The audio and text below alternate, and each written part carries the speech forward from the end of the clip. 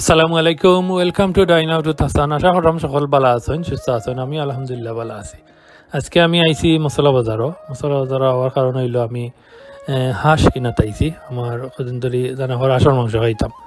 চিন্তা করলাম তে মশলা বাজারও যেহেতু হাঁস পাওয়া যায়, তো ফ্রোজেন হাঁস তাই আইছি কিনাত। পাইছি আমি হাঁস পাইছি কেন প্রায় 2.5 কেজি তো একটু উপরে আছে হাঁস। দাম হইল 16 পাউন্ড। যাই হোক কাজটা আমি নিছি। আর আরও কিছু শপিং আছিল, শপিং করিয়া আমি এখন ঘরে যাইমু, গিয়া আস রান্ধিম। তো আপনারা আমার লগে থাকা দেখো আমি আসর মাংসটা কিলা রান্ধি।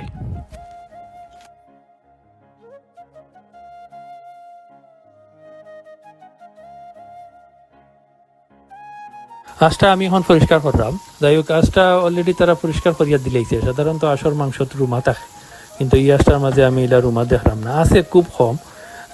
তো আমি এখন বানাইলে পরিষ্কার করলাম। পরিষ্কার করিয়া আমি একটারে একটু আগুন দিয়া আমি সেখ দিমু, যাতে ছোটো ছোটো রুমা যেটাও আছে এটা যাতে থাকে না।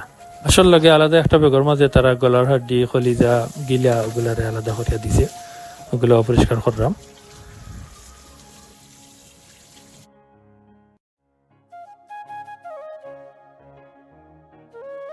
এই আমার আশ ক্লিন করা শেষ হয়ে গেছে। এখন আমি টিস্যু দিয়ে একটু ড্রাই করে নিলাম, যেহেতু আমি আগুন দিয়ে একটু পুড়া দিমু।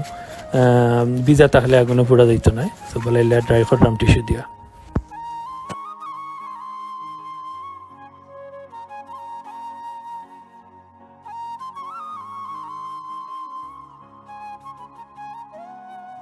যাই হোক কাজটা পুড়িয়া আমি বালাইলে ক্লিন করিয়া এখন মাংসটা কাটা হয়ে গেছে। মিডিয়াম পিস করিয়া আমি কাটছি। এখন আমি সব ধরনের মশলা দিয়া এটারে আমি ম্যারিনেট করবো। স্কিন সহ আসল মাংসটা কাটছি। খেজুল স্কিন খাইতে পালা না পাইন, তো স্কিন ছাড়াও কাটতে পারবা, বাট আসল মাংস সাধারণত স্কিন সহ খাইতে মজা বেশি। মাংসটা ম্যারিনেট করার লাগে আমি প্রথমে গার্লিক অ্যান্ড জিঞ্জার পেস্ট দিছি 2 টেবিল স্পুন। এরপরে আমি দিছি chili powder 2 tablespoon, curry powder দিছি 1 টেবিল স্পুন, টার্মারিক পাউডার দিছি 1 টেবিল স্পুন, কোরিয়ান্ডার দিছি 1 টেবিল স্পুন, পাপরিকা দিছি 1 টেবিল স্পুন, কিউমিন পাউডার দিছি 1 টেবিল স্পুন, গরম মশলা দিছি 1 টেবিল স্পুন, নাটম্যাগ পাউডার যেটা একটা দিছি 1 টিস্পুন, ক্লভস আছে 8 থেকে 10টা। তারপরে ব্ল্যাক পেপার যেটা খালা গোলমরিচ যেটা আমরা খাই, এটা দিছি 8 থেকে 10টা। সিনেমন স্টেক দিছি 4 পিসেস, কিউমেন সিড আছে 1 টিস্পুন, আর কার্ডামন আছে 8 পিসেস। সিড মানে মিষ্টি জিরা একটা 1 টিস্পুন, সল্ট দিছি 1 টেবিল স্পুন, হোমমেড স্পাইস মানে ফাস্টফুডন আমার নিজের বানাইলিকটা এটা দিছি আমি 1 টিস্পুন, ন্যাচারাল ইয়োগার্ট আছে 1 কাপ, কুকিং অয়েল দিছি 2 টেবিল স্পুন। এখন আমি সবগুলা মশলারে বালাইলাই মাখাই লিমু মাংসর লাগে, আষাঢ় মাংসর লাগে। মরচার পরিমাণ আমি একটু বেশি দিছি, যেহেতু আষাঢ় মাংস একটু জাল জাল খাইলে ভালো। সে যদি জাল কম খাই সে কম দিতে পারবো। আমি মরিচ 2 টেবিল স্পুন দিছি, যেহেতু আমি একটু জাল ভালো।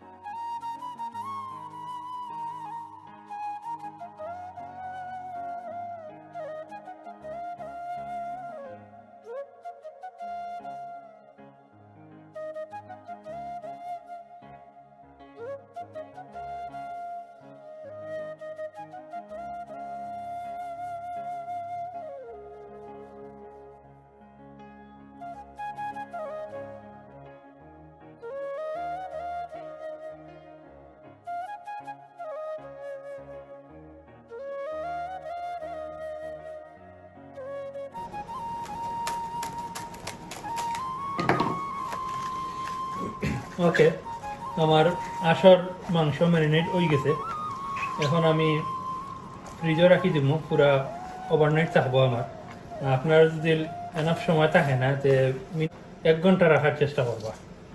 ওকে, আমার ডাকটা ওভারনাইট ম্যারিনেটেড হয়ে গেছে। এখন আমি অনিয়ন রাখছি, 5টা অনিয়ন আছে, কেন 5টা তো না 6টা অনিয়ন ছোটো ছোটো করে কাটা, কেন টমেটো আছে 5টা তো না 6টা, আর কুকিং অয়েল আছে কেন 4 টেবিল চামচ। আর আমি ইউজ করবো 2 ধরনের জিরা আছে, মিষ্টি জিরা আর নর্মাল জিরা যেটা 1 টিস্পুন আমি ইউজ করবো।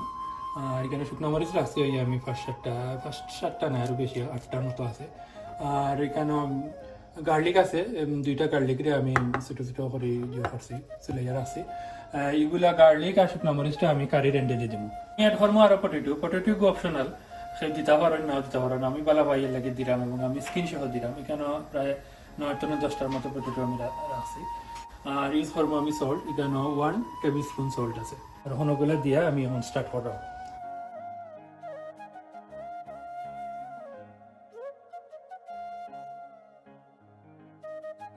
গরম হয়ে গেছে। আসর মাঝে নর্মালি তেল এমনিও বারোই বলার আমি তেলের পরিমাণটা একটু কম দিছি। এখন আমি জিরা দিলাইম, জিরাটা একটু ফ্লেভার এইবার লাগিয়ে দিব। সাধারণত আসর মাংস একটু গন্ধ থাকে, তো গন্ধটা থাকতো না জিরা দিলে।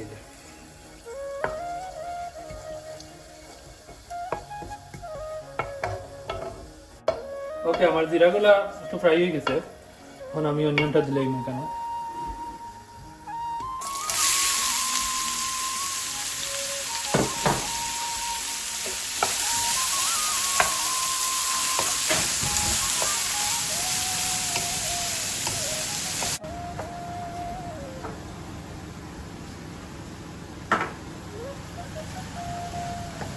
ওকে, আমি এখন সল্টটা অ্যাড করলাম।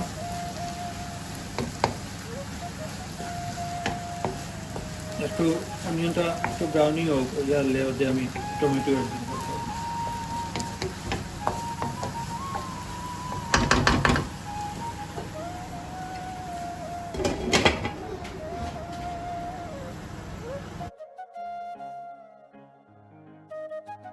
অনিয়ন টমেটো হয়ে গেছে ব্রাউনি।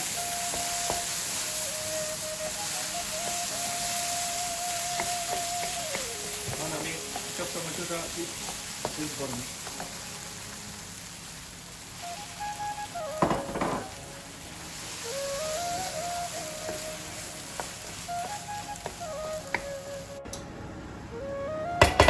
আমার অনিয়ন রেডি, টমেটো আমার গলে গেছে। এখন আমি আঁচটা অ্যাড করবো। আমার ওভারনাইট ম্যারিনেট হয়ে গেছে।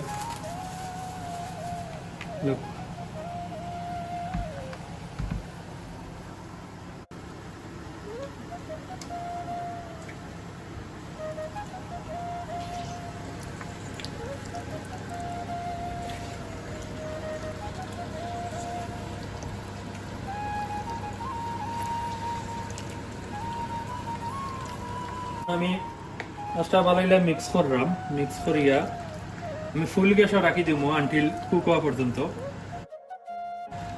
মিনিমাম 1 আওয়ার লাগবো। 1 আওয়ার তো থাকতে হইব। এর বাদে যদি লাগে কুক হয় না, গরম পানি অ্যাড করামো। মাছের মাঝে মাঝে গরম পানি অ্যাড করিয়া আমি আরও দিব। তো মাংসটা যদি কুক হয় না, তো গরম পানি অ্যাড করবা, কোনো সময় ঠান্ডা পানি অ্যাড করবা না। ওকে, এখন 1 আওয়ার থাকবো ফুল গ্যাসও।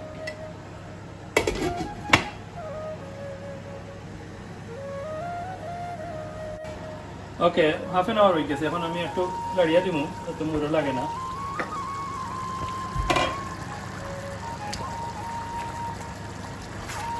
আমি কোনো ওয়াটার অ্যাড করছি না, আমার মাংসতে ওয়াটার ফ্লেভার হয়েছে। আমার আর ওয়াটার অ্যাড করা লাগবে বলে মনে হয় না।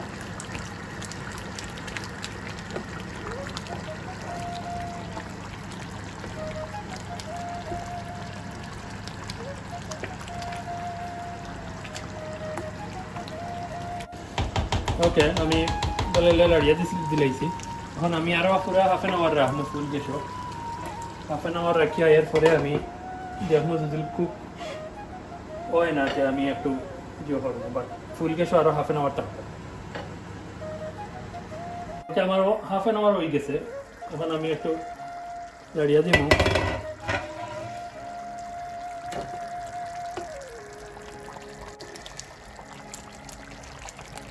আসল মাংস কুকিতে একটু সময় লাগে, যার কারণে নর্মাল কারিতে একটু বেশি সময় লাগবে। মোটামুটি হয়েছে, আরও লাগবো। এখনও মাংস পুরো সিজিছে না। আমি এখন পটেটো অ্যাড করে দিই। পটেটো অ্যাড করিয়ে আমি হাফ অ্যান আওয়ার রাখবো মিডিয়াম গ্যাসে। পটেটো আমার একটু বড় লাগে, তো বড় যে কোনো কিন্তু আমি একটু মাঝখানে যে কাটিয়ে দিলাম, যাতে আমার কারি একটু সময় কম লাগবো।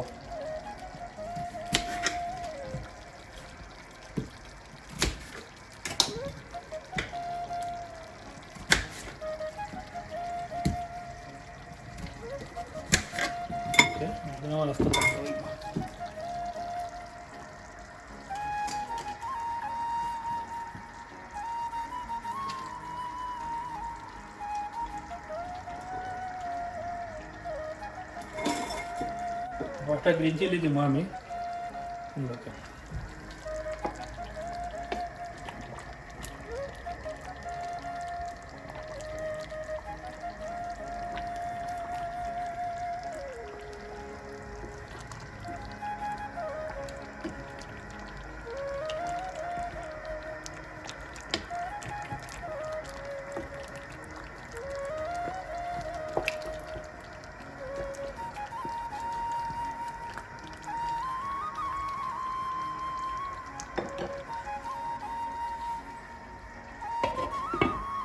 ওকে, পুরো হাফ অ্যান আওয়ার মিডিয়াম গ্যাসে।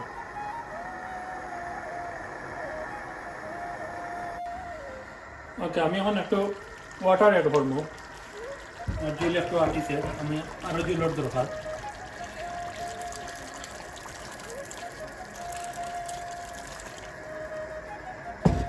তাহলে মিক্স করি, আরও 15 মিনিটস আমি রাখবো মিডিয়াম গ্যাসে।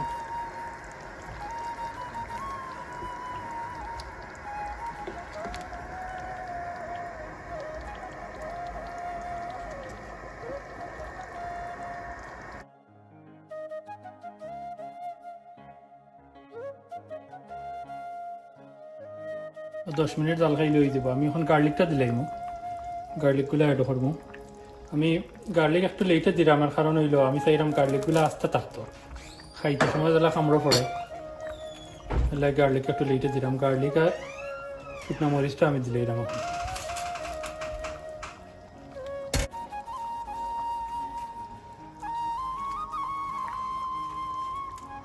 ওকে, এখন আমি আর 10 মিনিট জাল খাওয়াইমু। জাল খাওয়াইলেও আমার হয়ে যাব। আমি সামান্য ধনিয়া দিমু, দিয়ালাম আইলি।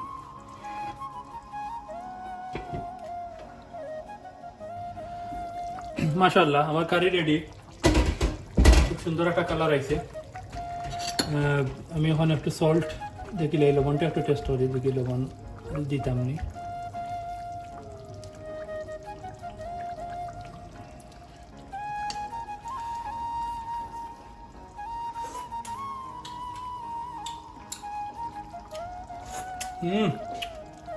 খুব মজা হয়েছে না? পারফেক্ট একবারে লবণ, স্পাইসি হয়েছে। পটেটোটা হয়ে গেছে। ইয়ে ডান। সামান্য ধনিয়া দিলাম আমি, দিয়ে আমার কারি আমি লামাইলাম। কারি পুরা রেডি।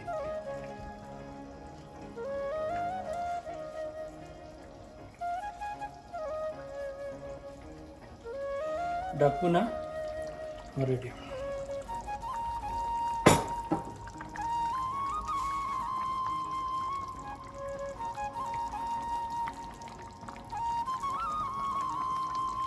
আমার ডাকবোনা রেডি হয়ে গেছে। এখন আমি লইলাম।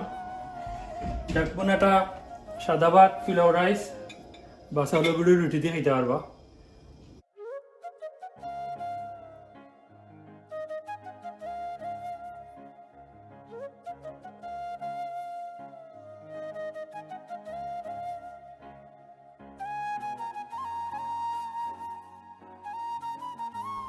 মাশাআল্লাহ, আমার ডাকবোনা রেডি। এখন আমি সাদা ভাত দিয়ে খাইমু। এত সময় দেখাইলাম আপনারা, আশা করলাম সবার ভালো লাগছে। অবশ্যই আপনারা ঘরে ট্রাই করবা। আর ভিডিও ভালো লাগলে অবশ্যই লাইক করবা, শেয়ার করবা, সাবস্ক্রাইব করবা। আর সব ভালো থাকবা, সুস্থ থাকবা। আল্লাহ হাফিজ।